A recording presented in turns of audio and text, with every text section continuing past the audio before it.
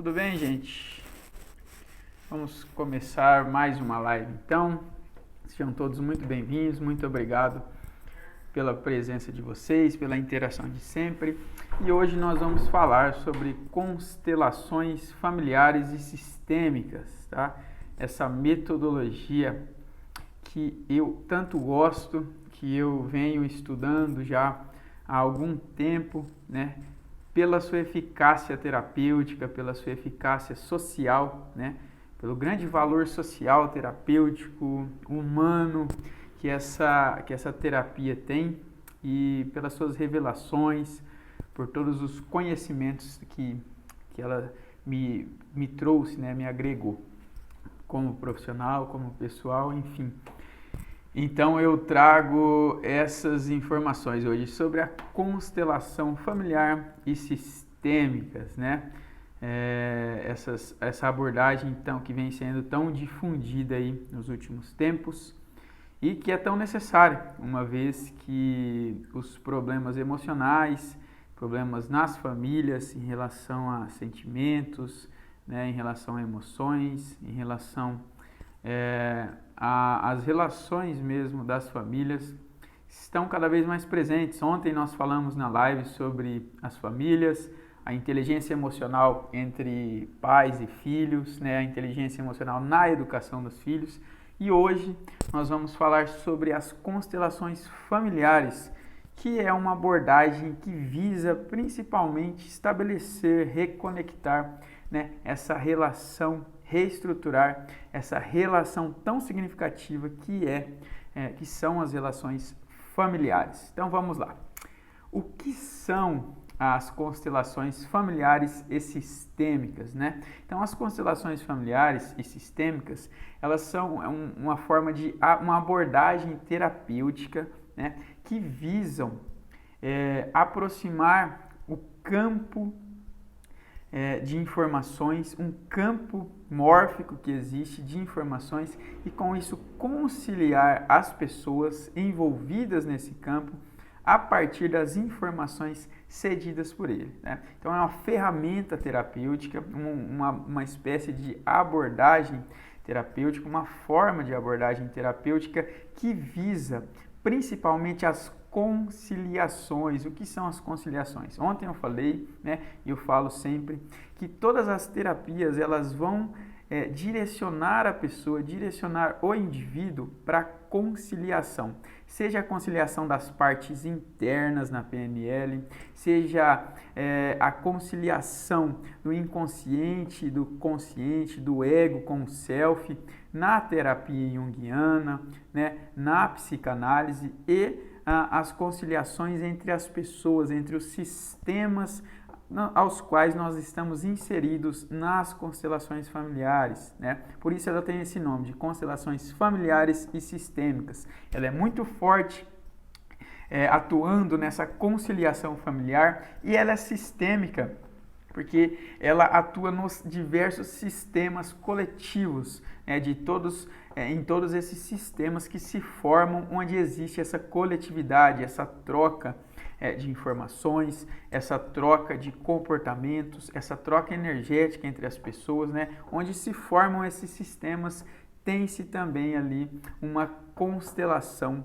aberta, um campo familiar, um campo sistêmico. Por isso que ela leva esse nome, né? E nós vamos perceber na prática clínica, dentro dessa abordagem que eu vou trazer aqui, o quanto esses campos eles são fundamentais, principalmente para problemas internos nossos mesmo, de nós que participamos desses campos, né?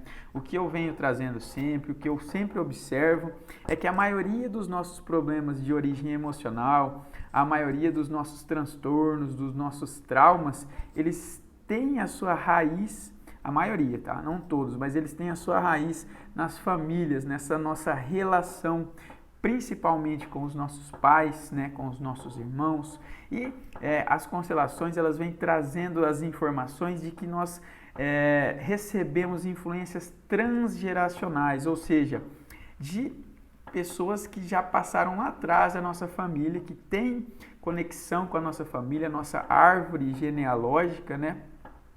que transmitem essas informações para esse campo, essas informações vão sendo transmitidas de geração em geração, então nós percebemos aí uma forte influência das gerações anteriores nas nossas vidas, tudo de maneira inconsciente, muitas vezes sem que nós percebamos, né? Então a constelação ela traz essas informações, ela traz à tona muitas informações desse campo, né? Que eu falarei o que é esse campo mais à frente, mas em suma é uma abordagem terapêutica que visa essa conciliação, seja ela interna, seja ela nas relações humanas, seja ela nas relações sociais, empresariais, enfim, a constelação tem esse cunho de reconciliar as partes, de unir, de trazer harmonia para as relações humanas, tá? Para as relações internas e externas humanas. Por isso que ela é uma ferramenta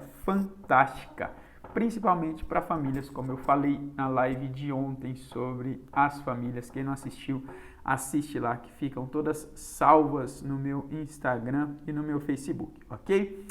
Onde pode ser aplicadas, então, onde cabem as constelações familiares? Então, elas cabem na psicoterapia, né? Elas cabem nas terapias familiares, elas podem ser aplicadas nas terapias e dinâmicas de grupo, dentro de empresas, na conciliação judicial, na verdade aqui o nome correto aqui é mediação, né? Então nós temos a aplicação das constelações dentro da mediação judicial de problemas familiares judiciais, né? É até uma abordagem que chama muito a atenção pela grande quantidade de êxitos da sua aplicação judicial dentro dessas conciliações, dentro dessas mediações, né, familiares existentes dentro da justiça. Então é uma ferramenta terapêutica aplicada judicialmente no nosso país, aplicada no SUS, né, com presidiários, com diversas pessoas, e ela chama muito a atenção pela sua qualidade e eficácia, pelos seus resultados muito eficazes que ela traz, resultados muito concretos, né, resultados muito positivos, vamos dizer assim. Então, as constelações podem ser trabalhadas dentro da psicoterapia, onde há a abertura dos campos, então nós estudamos e observamos toda essa história familiar do paciente ali dentro da psicoterapia, e as constelações elas trazem como uma lupa, né? Nós costumamos dizer que as constelações são uma lupa que expandem o problema, mostram o problema de uma forma maior, escancaram ali as situações, problemas, e nos dão a oportunidade de resolver melhor aquelas situações, ressignificar melhor algumas situações. É uma ótima terapia familiar, por quê? Porque ela tem essa aplicabilidade familiar, onde visa essa harmonia nos problemas familiares, como eu falei, que são muitas vezes as raízes de vários transtornos e problemas emocionais, psicológicos, enfim, do indivíduo, essa relação entre as partes, né, entre as pessoas mais importantes da nossa vida, da nossa família, nossos pais, nossos irmãos, nossos avós, nossos filhos, enfim. Então ela traz todo esse aparato na terapia de grupo, nas dinâmicas de grupo, sejam eles grupos escolares, sejam eles grupos de trabalho, grupos empresariais, como tem ali também, né? Então eu trouxe só uma live só sobre a constelação nas empresas, tem aí também no meu Instagram, pode procurar essa live. Então ela dá essa possibilidade, onde existe um sistema coletivo, um sistema com pessoas, né, participando desse campo, desse sistema, a constelação cabe. E ela, como eu disse, ela é muito eficaz e chama muito a atenção por essa eficácia que ela tem, né? Então as constelações são uma espécie de uma reunião de várias teorias, de vários conceitos terapêuticos, de várias áreas terapêuticas, para formar, né, uma terapia mais completa, uma terapia que fosse mais direta, vamos dizer assim, uma terapia que fosse efetiva de fato, né? E o pai das constelações familiares não é o criador, mas o pai das constelações é um alemão chamado Bert Hellinger.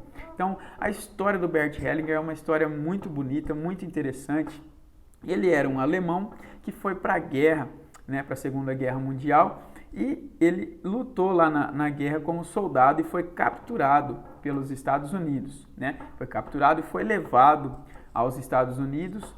Depois de um ano preso lá nos Estados Unidos, ele conseguiu escapar e voltou para a Alemanha, onde ele fez teologia, se formou num seminário, se tornou padre, né? Após essa formação, ele foi para a África trabalhar com as tribos Zulus, né? Foi diretor escolar em algumas cidades lá da África, algumas aldeias, e durante esse período de trabalho lá, que foram mais de 15 anos, ele teve muito contato com os sistemas familiares dessas tribos, né? Ele participou de muitas conciliações familiares dessas tribos, dos alunos, enfim, ele pôde trabalhar e ter um campo de observação muito grande, né? Um campo experimental muito grande para essas conciliações, para essas constelações, essas reconciliações familiares.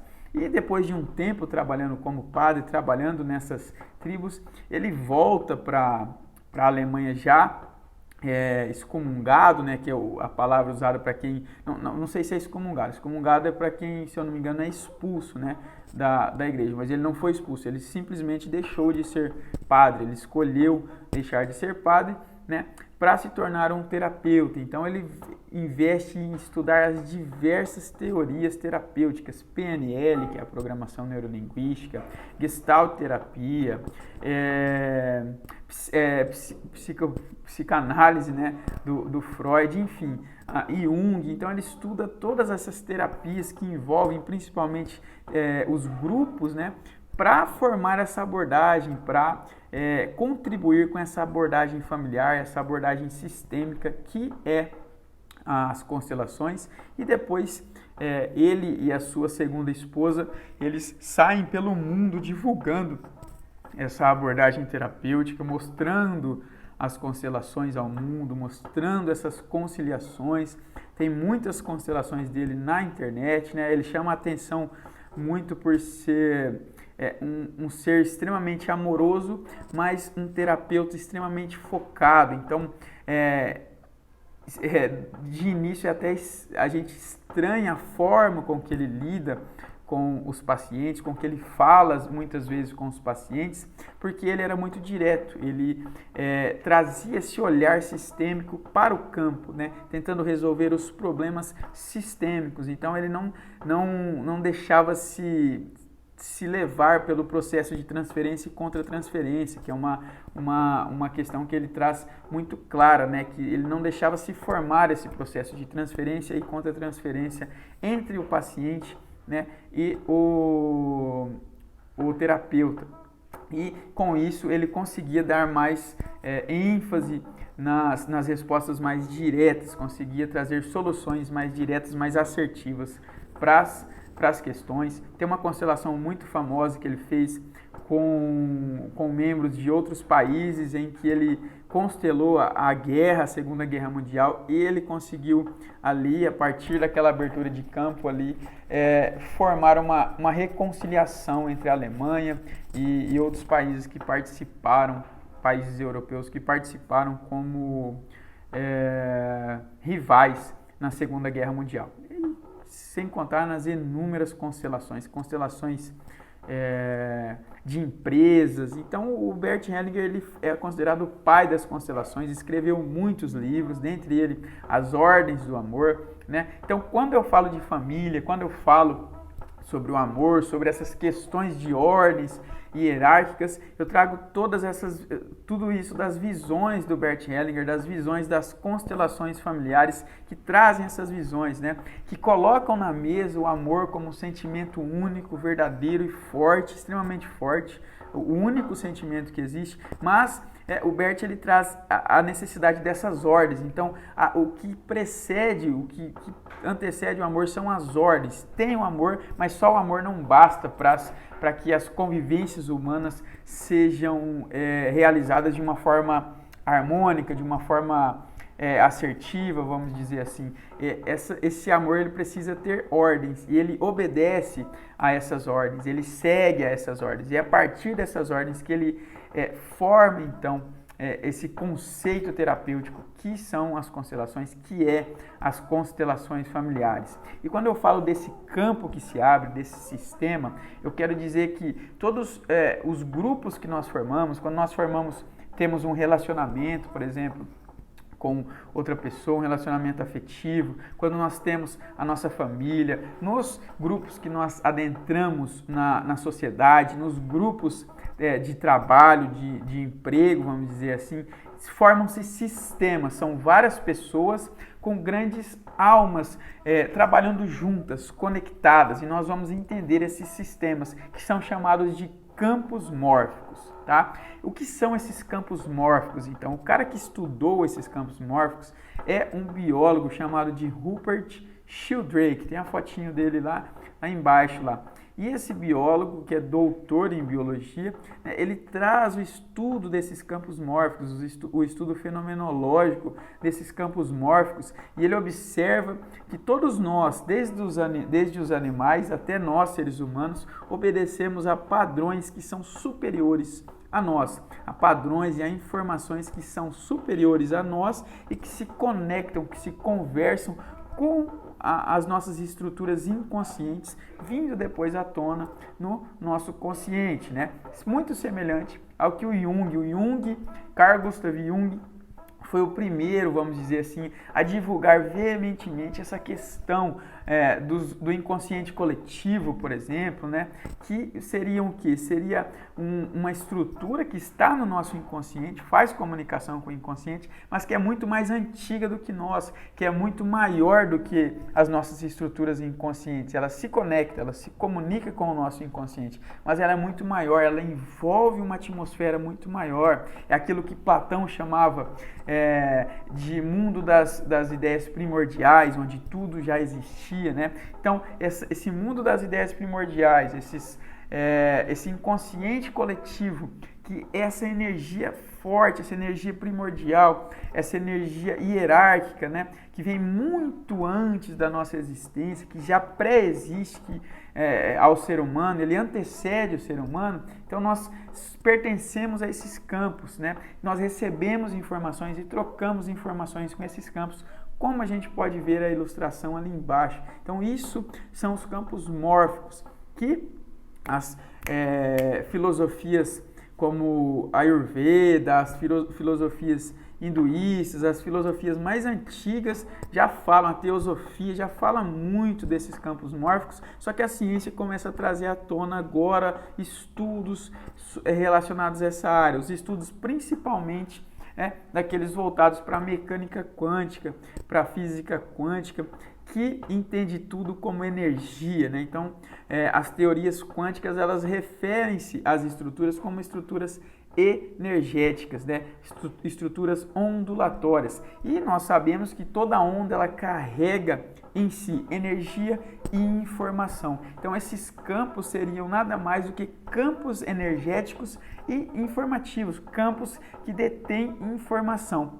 E o Rupert Sheldrake, que é esse biólogo, ele tenta trazer então informações a respeito desses campos mórficos. Ele mostra que nos animais existem esses campos mórficos enquanto biólogos. Na teosofia de Helena Blavatsky, por exemplo, ela já traz essas informações, né, que são os logos organizadores. Então nós temos os elementais, que é essa consciência que dirige todos os elementos da natureza, desde os cristais, as pedras, né, até os minerais, até os vegetais. Então tem um livro que chama O Mundo Secreto das Plantas, que eu estou terminando de ler, que traz essa informação de campo que as plantas têm, que elas trocam informações através dos campos. Os animais também têm esses campos. O Rupert Sheldrake, ele observava muitos animais, tem até uma teoria que eu não sei se é dele, mas que relacionam a ele, que é a teoria chamada do 100º macaco, que ela diz o seguinte: então,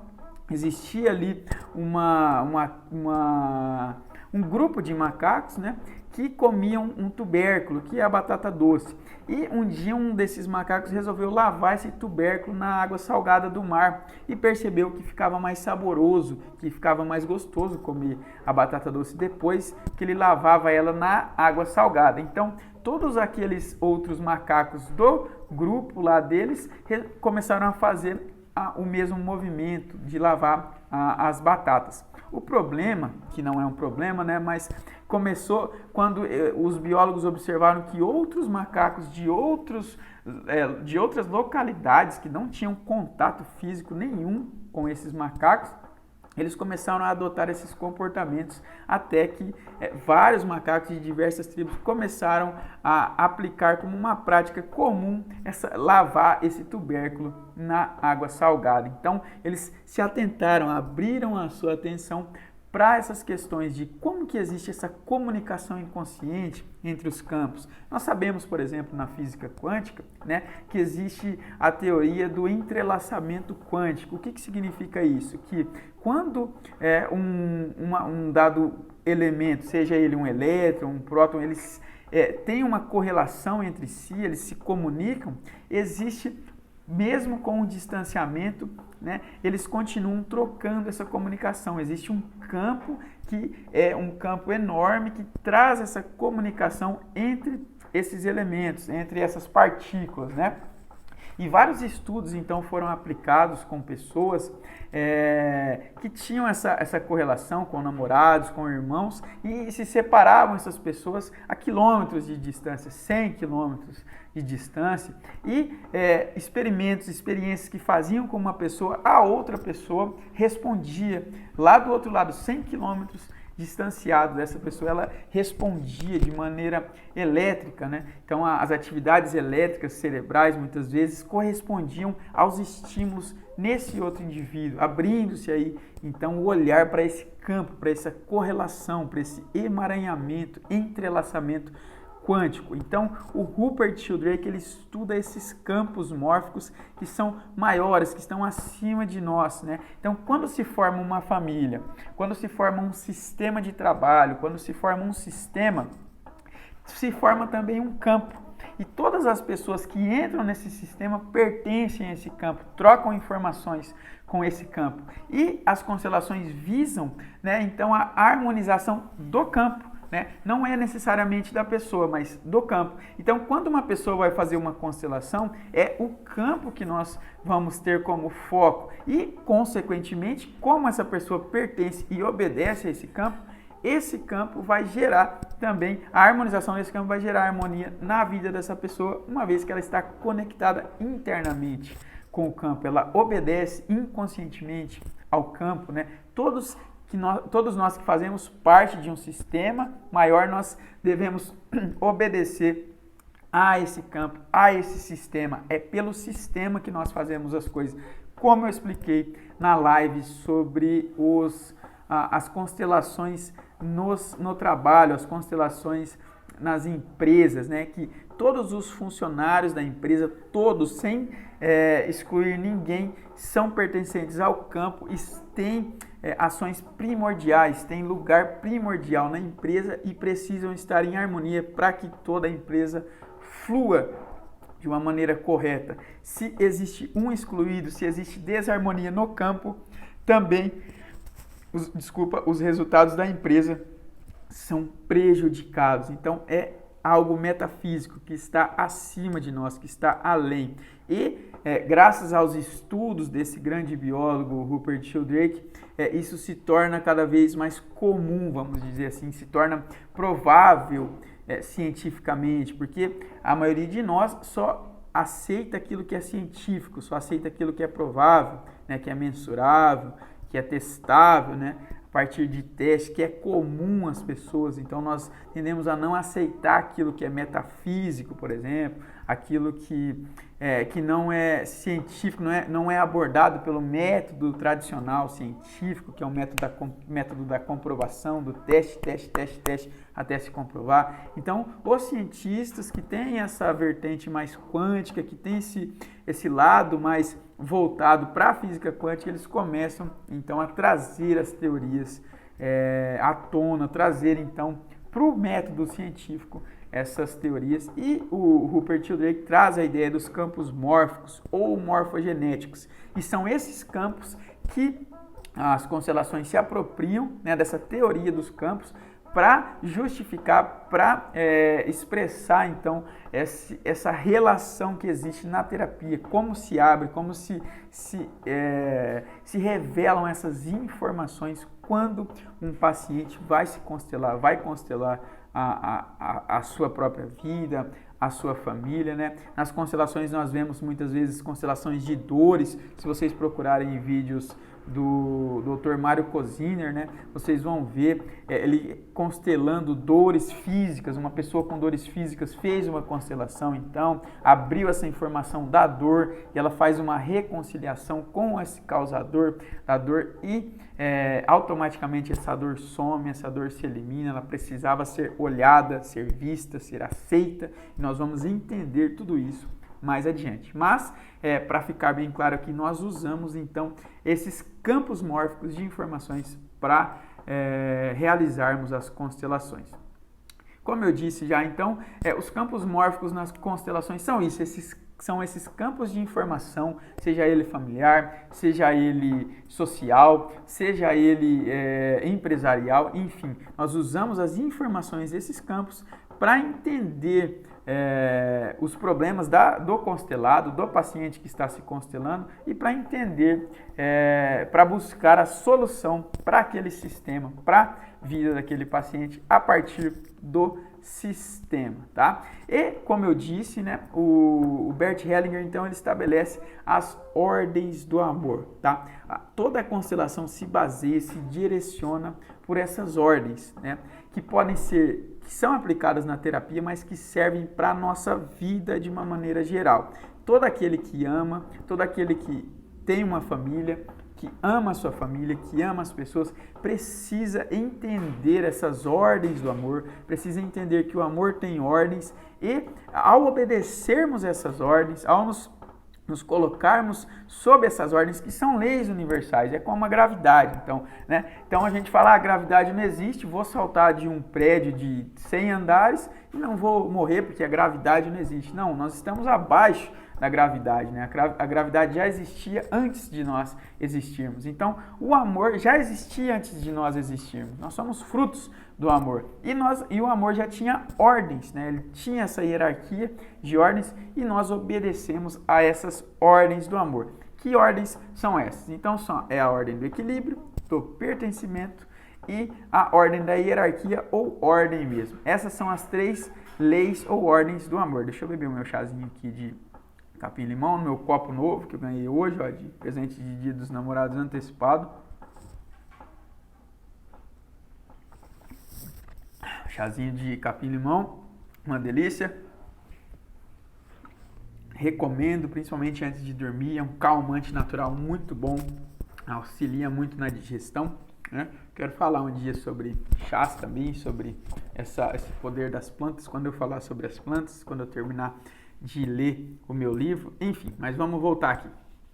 Então, as ordens do amor seriam a lei ou ordem? Eu vou falar lei, que fica mais fácil. A lei do pertencimento, a lei do equilíbrio entre o dar e o receber e a lei da hierarquia. Então, o amor ele obedece a essas 3 leis. Lei do pertencimento significa que ninguém pode ser excluído do sistema, independente, né, do que tenha feito, do que tenha realizado. Todas as pessoas precisam pertencer ao sistema. É claro que existem algumas exceções, né, quando uma pessoa comete um homicídio, quando uma pessoa comete um suicídio, por exemplo, ela perde o direito de pertencer. Mas isso são outros aspectos mais profundos ainda, terapêuticos. O que nós precisamos saber é a lei do pertencimento. Todos precisam pertencer ao grupo, precisam pertencer ao sistema. Lembra que eu falei no outro vídeo sobre energia, se não me engano,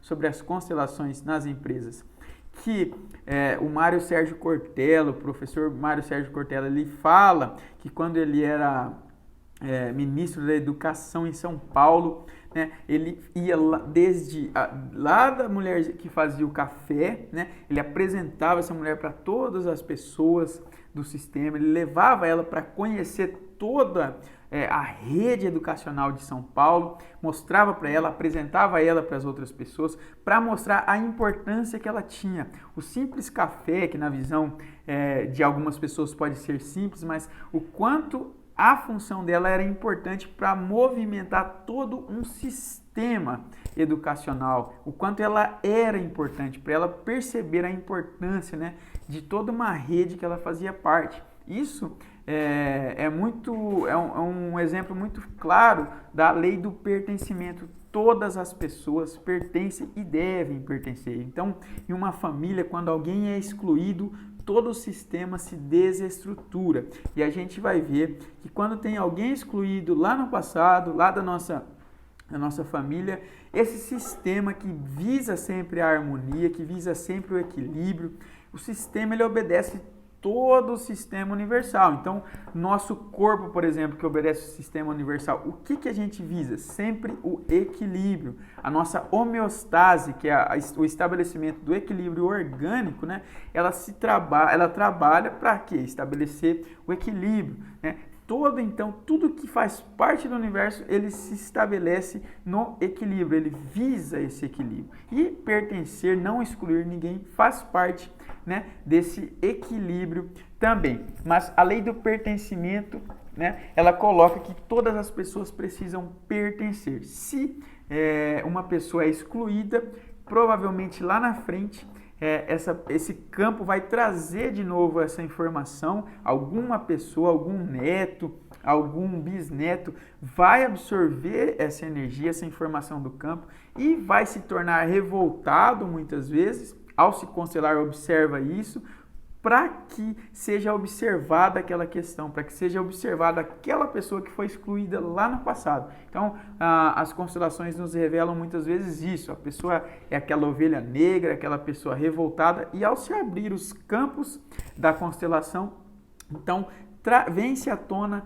que essa pessoa é daquela forma porque ela está absorvendo a energia, né, está se emaranhando com a energia, tomando o que não é dela, para que as pessoas olhem, para que o campo restabeleça essa conexão com aquela pessoa que foi excluída, para que aquela pessoa volte a pertencer ao sistema. A outra lei, a lei do equilíbrio, eu já comecei a falar sobre equilíbrio aqui, meio que confundi uma entre a outra, mas a lei do equilíbrio é o equilíbrio entre o dar e o receber. Que equilíbrio é isso? Isso é uma lei muito que cabe em todos os relacionamentos e é muito interessante, porque naquele relacionamento em que eu dou demais, em que eu quero fazer demais as coisas para o outro, em que eu faço demais, eu me dou demais, além de sufocar o outro, eu ainda tiro do outro o direito de me retribuir. Eu tiro do outro espaço para que ele doe. Muitas vezes as pessoas então assustam, afugentam outras pessoas, principalmente em relacionamentos afetivos, amorosos, porque elas querem doar demais. Elas não dão espaço para que o outro retribua, para que o outro doe também. E aquela pessoa se sente sufocada, né? Aquela pessoa não se sente na condição de conseguir retribuir e muitas vezes a pessoa foge. Então, a lei do equilíbrio, ela visa isso, o equilíbrio entre o dar e o receber. Já fiz um vídeo no YouTube falando sobre isso, tá? Que é 50 a 50. Eu tenho que doar a minha parte, mas eu tenho que aprender a receber para que esse sistema seja organizado, seja equilibrado, né? Então eu não posso nem me sentir superior, nem me sentir inferior. Se eu dou demais, eu estou me colocando numa condição de superior. Eu tenho mais do que você, eu sou mais do que você, então eu dou mais. E você é menor do que eu, a outra pessoa se sente menor, então ela foge, principalmente em relacionamentos afetivos. Por quê? Uma pessoa que se sente menor, ela pensa que nunca vai conseguir retribuir aquela pessoa que se sente maior. Para que o relacionamento afetivo dê certo, as pessoas precisam estar em níveis iguais de energia, em níveis iguais de doação pro sistema, entende? É isso que essa lei do equilíbrio ela traz. O único relacionamento que não tem equilíbrio é entre pais e filhos, né? Entre os pais e os filhos não existe equilíbrio. Por quê? Porque os pais são sempre maiores do que os filhos. Nossos pais são sempre maiores do que nós, porque eles nos deram a vida. E por essa condição, nós podemos fazer o que for, nós podemos nos virar nos 30, nos 40, nos 50, que nós jamais conseguiremos retribuir aos nossos pais aquilo que eles nos deram, que é a vida. Então, os nossos pais são sempre maiores do que nós. Esse equilíbrio não existe entre pais e filhos. Os pais são sempre maiores, nós somos sempre menores. Nós temos que tomar o que é dos nossos pais e nós vamos entender o que é esse tomar lá na frente. Mas tentar retribuir aos nossos pais tudo que eles nos fizeram não vai surtir resultado, não vai surtir efeito, né? Não convém. Por quê? Porque eles são sempre maiores. A vida é sempre maior do que qualquer outra coisa. Jamais nós conseguiremos retribuir para eles a vida, né? Porque eles nos deram essa vida e nós temos que tomar essa vida para nós. Ok? Então, a terceira lei é a lei da ordem ou da hierarquia. No amor existe ordem e hierarquia.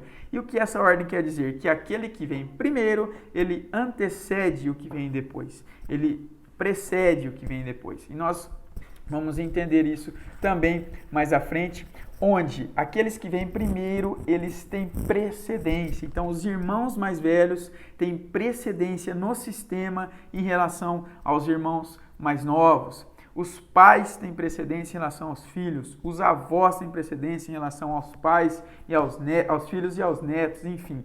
Quem vem primeiro tem precedência. Isso nós observamos também naquelas famílias em que existem vários relacionamentos, em que o pai muitas vezes teve um relacionamento anterior, a mãe teve um relacionamento anterior e todas essas pessoas que se envolveram com essas outras pessoas precisam pertencer àquele sistema. E quem veio antes, então, tem precedência. É por isso que as brigas, por exemplo, essas disputas em que os novos relacionamentos disputam com os relacionamentos antigos, elas causam uma desarmonia nesse campo, causam uma desarmonia na vida de todas essas partes. As partes que vêm depois precisam honrar as pessoas que vieram antes, porque foi graças a essas pessoas, graças a esses relacionamentos anteriores, a essa convivência anterior, que nós podemos nos relacionar com as pessoas hoje, como elas são, com a mentalidade que elas têm, com a forma com que elas têm para lidar com as situações. Então, a hierarquia ela traz isso, que as pessoas que vêm primeiro antecedem as que vêm depois, tem precedência dentro do sistema, dentro desse amor que existe no sistema. Isso na relação familiar, isso na relação afetiva, isso na relação empresarial, em qualquer sistema que nós pertençamos. No trabalho também, nós precisamos honrar quem veio antes, nós precisamos ter essa honra, ter esse reconhecimento, pois são graças a essas pessoas que o sistema, que a empresa, que aquele coletivo, ele está no lugar que ele está. Honrando essas pessoas, nós temos a permissão para avançar, para evoluir, para melhorar aquele sistema. Mas sem honrar, nós percebemos que nós estamos fadados ao fracasso no sistema. Isso se observa muito em empresas familiares, onde muitas vezes os donos das empresas vão ficando velhos, os filhos vão assumindo e deixam esses mais velhos de escanteio, não tratam com as devidas honras, não reconhecem o valor que eles tiveram na empresa, mudam e desmudam tudo na empresa sem a permissão dessas pessoas mais antigas,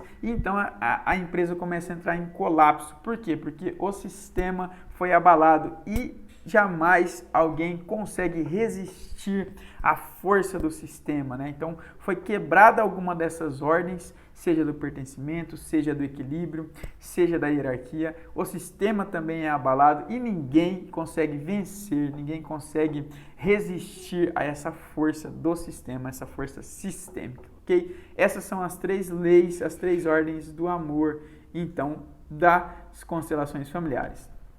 Nas constelações existem também os pressupostos, né? Isso já é mais da parte terapêutica. O que são os pressupostos, então? São os acontecimentos comuns que nós observamos dentro dos sistemas de constelações, dentro dos sistemas familiares, dentro dos sistemas principalmente familiares, tá? Então tem os emaranhamentos. O que são os emaranhamentos? É quando eu tomo algo para mim que não é meu. Então a gente observa muito isso dos filhos em relação aos pais, que também pode ser o amor que adoece, por exemplo. O que acontece?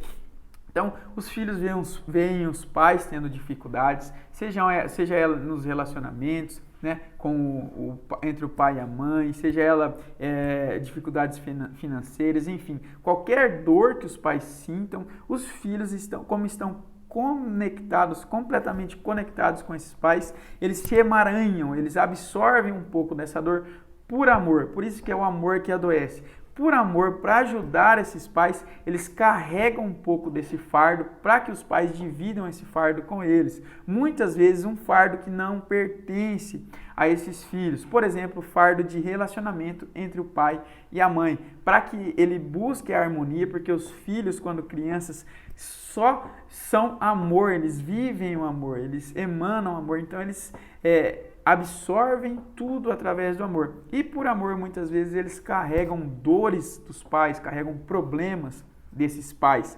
Quando vão para a idade adulta, tem problemas de relacionamento, muitas vezes, não conseguem estabelecer relacionamentos saudáveis com outras pessoas, né? Sofrem de relacionamentos abusivos, sofrem com o desapego, não conseguem se apegar a ninguém, sofrem no trabalho porque carregam um peso nas costas, uma sensação de culpa, né? de sofrimento, de baixa energia muito grande. E quando se abre o campo, quando se investiga, se observa que essas pessoas estão carregando consigo energias, carregando consigo fardos e pesos que não são delas. Por quê? Porque elas emaranharam de outras pessoas.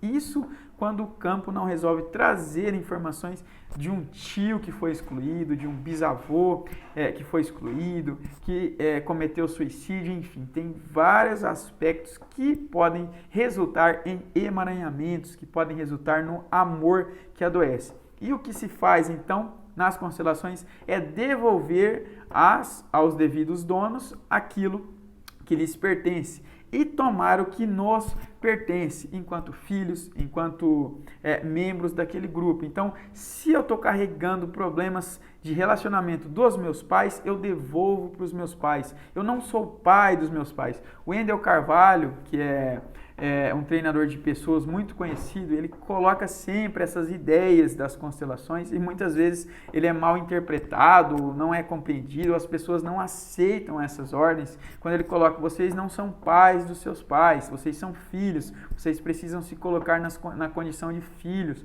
vocês nunca resolverão os problemas dos seus pais, porque quem tem que resolver esses problemas são os seus pais. É isso que a constelação traz. Não adianta nós querermos resolver os problemas de outras pessoas, porque só cabe a elas. Nós vamos carregar um fardo, eles vão carregar um fardo, eles se sentirão mais fracos por não terem essas condições de resolver esses problemas.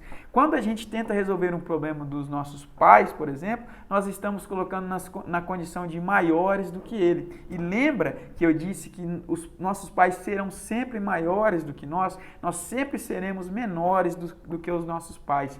Quando a gente entende isso, quando a gente faz uma reverência, chega a esse entendimento com a nossa consciência, a nossa relação com os nossos pais, com a vida, tende a mudar instantaneamente.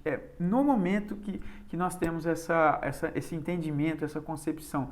Porque nós nos apresentaremos aos nossos pais sempre como filhos, como menores do que eles, né? Sempre auxiliando, a serviço de auxiliá-los, mas nunca querendo ser pais deles, nunca querendo ser maiores do que eles, nunca querendo resolver os problemas deles. Sempre menores, sempre como filhos, sempre recebendo a bênção dos nossos pais. Eu, por exemplo, não tinha o hábito de pedir bênção para o meu pai, de pedir bênção para minha mãe, né? Muitas vezes eu me achava muito maior do que eles, eu me achava muito mais entendido, muito mais conhecedor, sábio, muito mais sábio do que meus pais. Então eu queria resolver muitas vezes os problemas deles, tomava para mim dores que não eram minhas.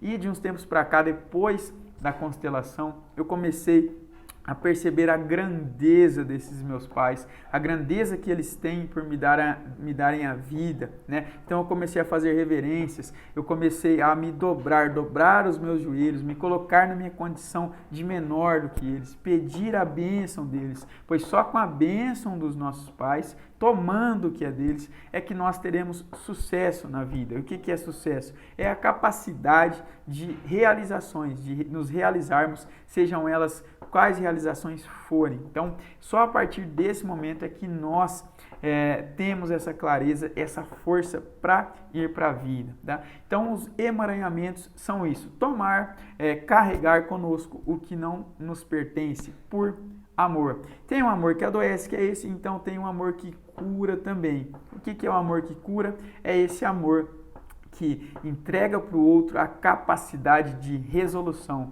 dá para o outro a grandeza que ele tem. Quando eu entrego para o outro a capacidade de resolução, quando eu coloco o outro na condição de resolvedor dos próprios problemas, eu dou para ele também a força necessária para resolver esses problemas.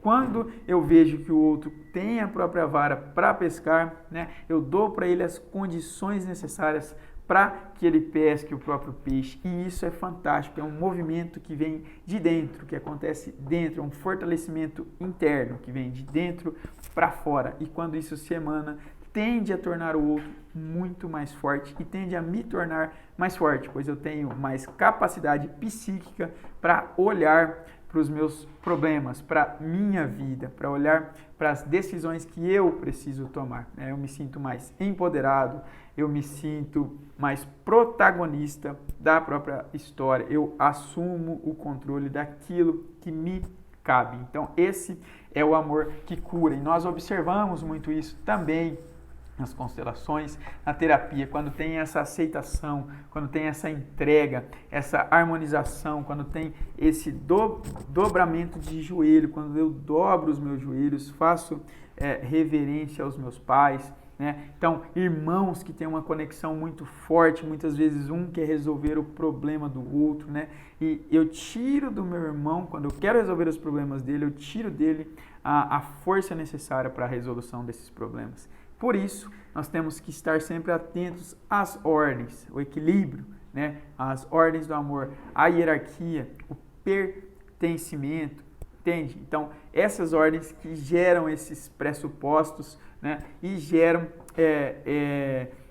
essa consciência em relação à vida, em relação às questões como essas que eu venho trazendo. Muitas vezes tem casos de irmãos que eram gêmeos no útero, um morre muito antes de se formar como feto e o outro segue a vida, né? E esse outro tem uma enorme culpa muitas vezes na vida, e ao se constelar ele observa que ele tinha um irmão que ele amava profundamente, porque, como eu disse, o amor entre irmãos é muito forte, né? Que ele amava profundamente e que ele não se sente justo quando ele tem realizações na vida, já que o outro irmão não pôde nem viver. E quando se faz a constelação, quando ele dá para o irmão o direito de ter morrido, o direito de não ter nascido, o direito de tomar aquilo que lhe pertence, e esse irmão começa a viver, né, para honrar a morte do outro, para honrar a própria vida, né, o direito à própria vida, ele tende a ter muito mais sucesso,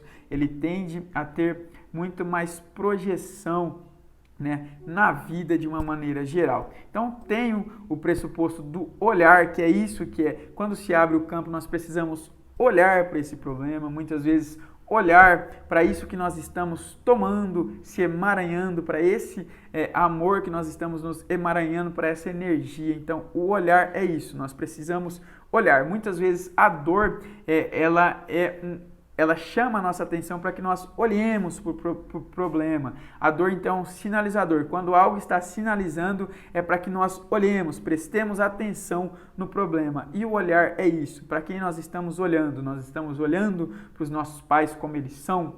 Nós estamos olhando para os nossos irmãos como eles são? Nós estamos olhando para as outras pessoas como elas são? Então, olhar significa isso, essa capacidade de prestar atenção, de dar a devida atenção a algo ou a alguém.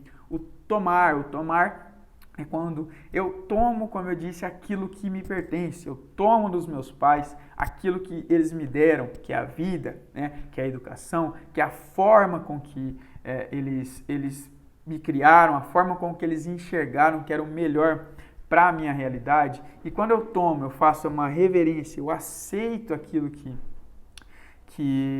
vem deles, eu tenho as condições de mudar o que não me agrada, de mudar na minha vida o que não me agrada, não na vida deles, na minha. Então eu aceito o que vocês me deram, meus pais, eu aceito o que vem de vocês, eu tomo de vocês toda essa força masculina, toda essa força feminina que eu herdo de você, minha mãe, toda essa força masculina que eu tomo de você, meu pai, e eu vou para a minha vida com essas forças e tendo a capacidade de mudar o que não me agrada, de mudar o que eu penso ser o melhor para mudar na minha vida. Então, esses são alguns dos pressupostos, existem outros, e esses são critérios que nós trabalhamos dentro da terapia com constelações familiares e sistêmicas.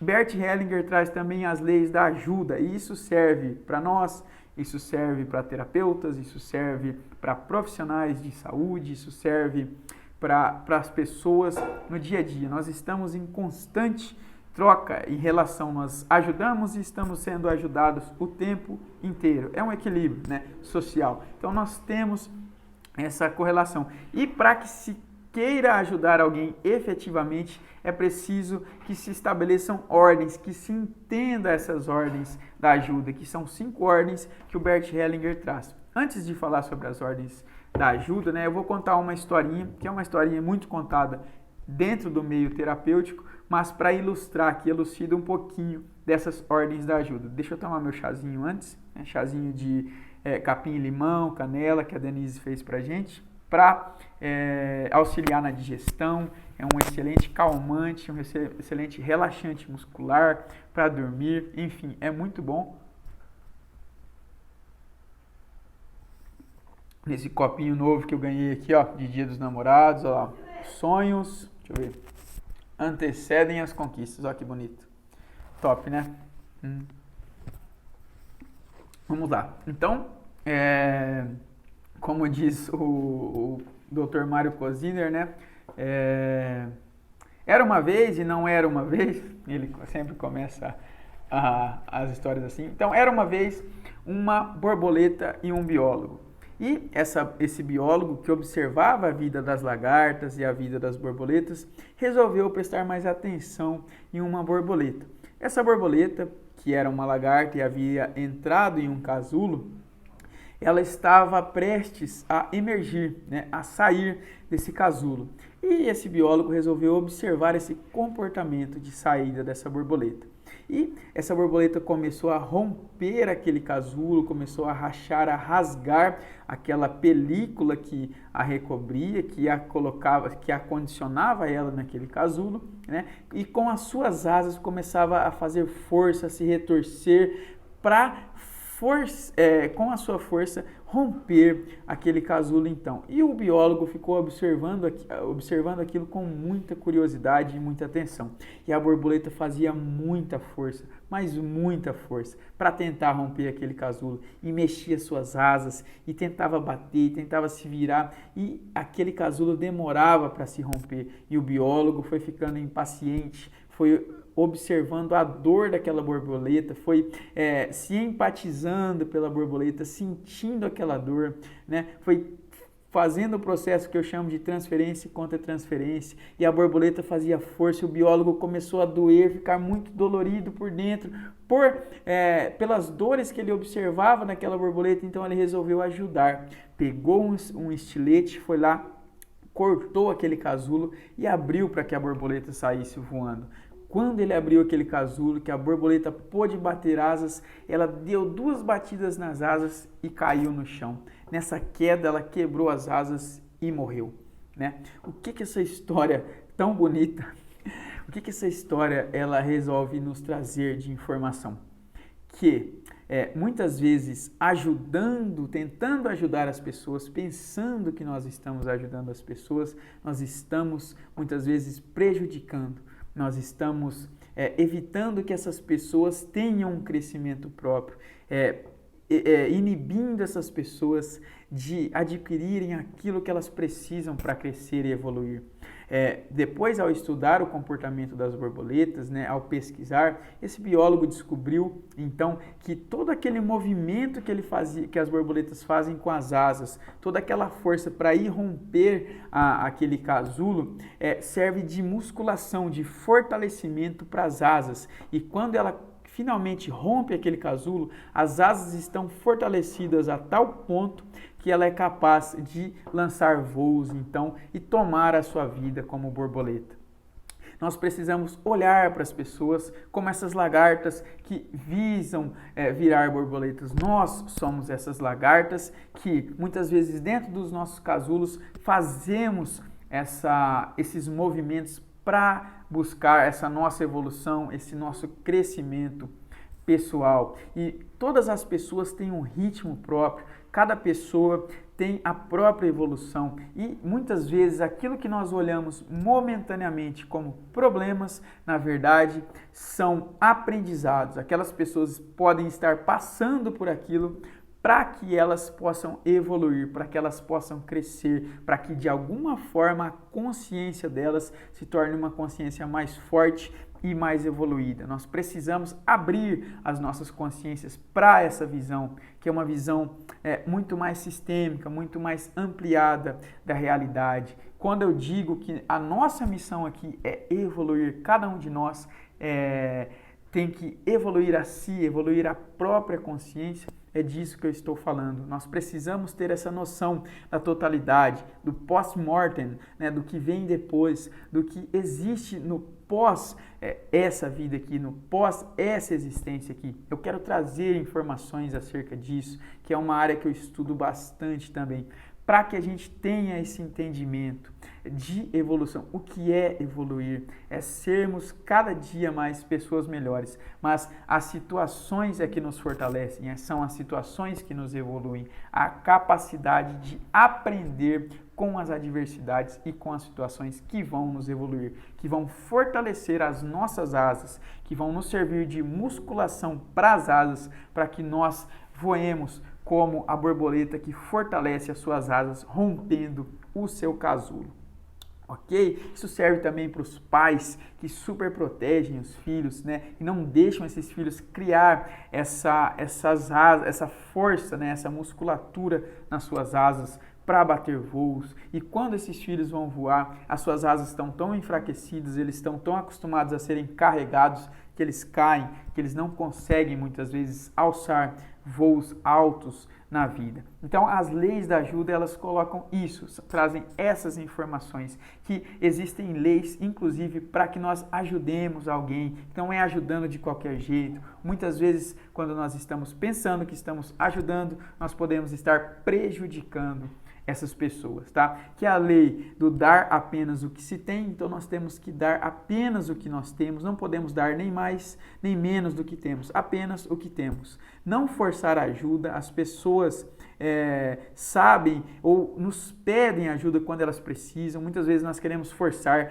pensando que nós sabemos o que a outra pessoa precisa, e isso é um erro grotesco, né? Não force ajuda, coloque-se como um adulto ajudando outro adulto, nunca maior. Estou doando dinheiro para essa pessoa, sou maior do que ele. Olha como eu sou um ser humano bom. Não, você é um adulto ajudando outro adulto. Hoje você está ajudando, amanhã você está sendo ajudado, tá? Empatia em relação ao sistema é o que é melhor pro sistema. Muitas vezes o paciente chega para nós, começa a falar mal da esposa, começa a falar mal do pai, da mãe, né? O que é melhor pro sistema? Eu não vou tomar aquilo que é daquele paciente para mim. Eu quero observar o que é melhor pro sistema. E o olhar terapêutico, ele visa isso, o que é melhor na totalidade, no pós, na grande expansão, na consciência expandida, o que é melhor para aquele sistema. E, por último, não julgue, ame as pessoas, coloque todos em seu coração. Olha que frase bonita. Essas leis são do Bert Hellinger e é com essas leis que eu encerro a live de hoje, que já está acabando o tempo. Muito obrigado pela presença e participação de vocês. É muito bom sempre estar aqui. Lembre-se sempre, assuma o controle. Até o próximo. Tchau, tchau. Muito obrigado.